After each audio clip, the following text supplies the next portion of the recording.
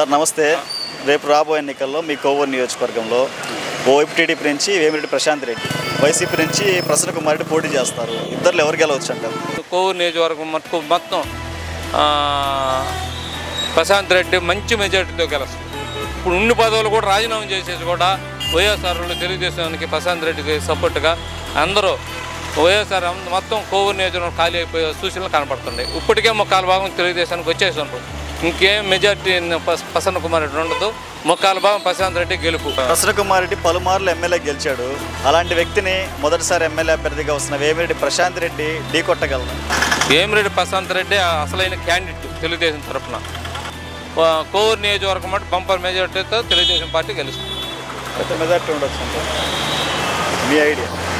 సుమారు ఒక 30 ఏళ్ళు మెజార్టీతో గెలిపవచ్చు. సైకిల్ గుర్తుకే మన ఓటు.